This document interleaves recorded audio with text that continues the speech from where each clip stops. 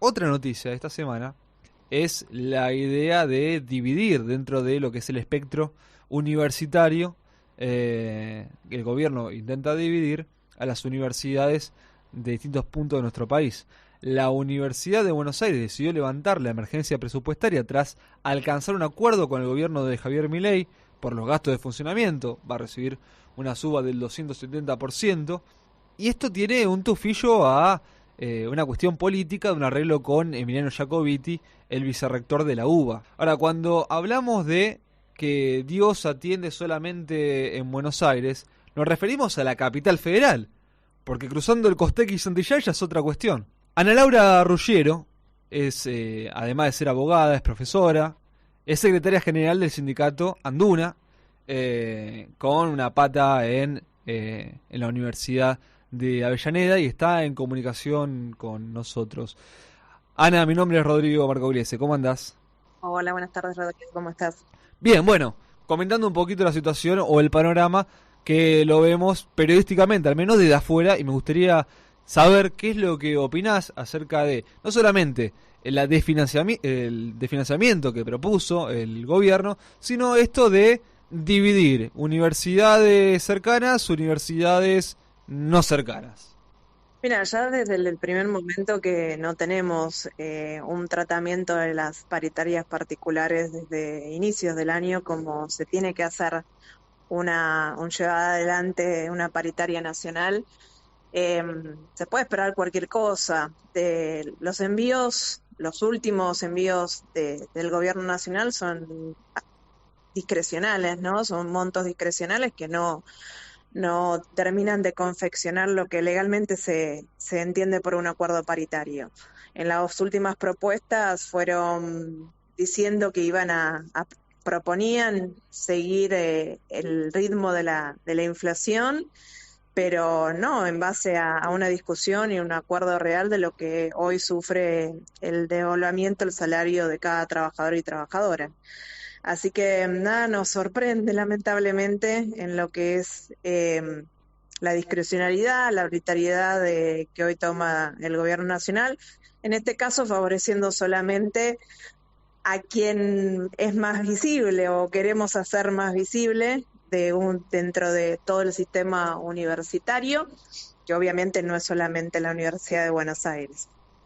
Seguro, y además viendo que entre todos los paros de la CGT, bueno, la movilización que realizó toda la comunidad educativa, no educativa, que tiene que ver con la cuestión de las universidades, ha calado hondo, quizás más hondo de lo que lo pudieron hacer las centrales obreras en su momento, que después también hablaremos de eso porque vos sos representante sindical. Ahora, la cuestión universitaria ha calado tan hondo en el gobierno, como decía, que la estrategia utilizada ha sido dividir justamente a una oposición que se mostró muy sólida y que tenía gran apoyo popular en la calle. Ante esta división, ¿cuál es la sensación y cuál es el planteo que se hacen desde una universidad no beneficiada? ¿Contra quién se apunta? ¿Contra la UBA? ¿Contra el gobierno? ¿Cómo es la situación? No, apuntar contra la UBA no, porque nosotros somos parte del sistema universitario y como representante de trabajadores y trabajadoras te digo que la cuestión del salario no es lo que se puso, digamos, a salvo. Los gastos de funcionamiento tienen que ver con lo que derive después de la gestión desde esa universidad, que vos nombraste a uno de sus conductores, hacia cómo administra esos gastos de funcionamiento interiormente dentro de esa universidad pública. Pero no tiene que ver con la mejora salarial de los trabajadores, ni no docentes, ni docentes. Eso sigue pendiente, eso no tiene respuesta, por eso ya la semana que viene hay todo un plan nacional desde el Frente Sindical Universitario de Lucha, ¿no? Entonces, el direccionamiento sigue siendo hacia un gobierno que simula con estas actitudes y con estas acciones tener un diálogo, el cual no existe con ninguno.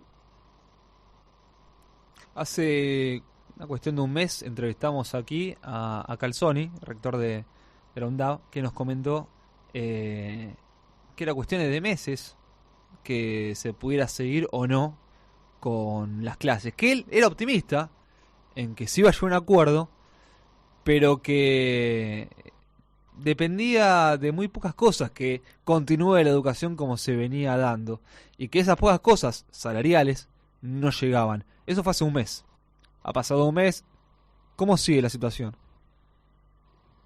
No, vuelvo a decir, no tenemos respuesta y esto, a ver, cuando vos vas recortando, refinanciando, reorganizando el presupuesto, llega un momento que no tenés más que recortar, desde gasto de funcionamiento, yo te digo, desde hojas hasta el mantenimiento de la higiene, de lo que es edilicio, y ya cuando ya no puedes recortar de ningún lado, después ¿qué vas a ir a recortar? O sea, tenés obligatoriamente como gestión declarar la emergencia económica financiera, que es lo que te da la posibilidad de poder destinar fondos que vienen presupuestariamente para un inciso y pagar otro. Ejemplo, sueldos, porque después lo que se pone en duda es el salario de los trabajadores y las trabajadoras. ¿Cuántos trabajadores tiene la UNDAV? Trabajadores no docentes tiene 355 trabajadores. Claro, claro. Es un número. Trabajadores que hoy están cobrando en promedio ¿cuánto? Depende porque nosotros tenemos un escalafón, pero sí, en las categorías más bajas las tenemos las 7 y las 6 por debajo de la línea de pobreza. Ujú. Ahí está. Y tenemos Cuando hablan dentro de de un convenio colectivo casta, que de la siempre caja fue, política que se bueno, arma, bueno, terminan pagando los trabajadores, los docentes, bueno, los trabajadores en su conjunto, los trabajadores no docentes, eh, de cada, de cada casa, de cada claustro, de cada universidad. Muchísimas gracias, Ana Laura Ruggiero, la secretaria general del sindicato Anduna, por esta comunicación por Radio Belgrano aquí en Comunas AM. gracias a vos por visualizar una problemática que aunque quieran decir que está saldada con una sola universidad, somos 64 a lo largo de todo el país. Gracias.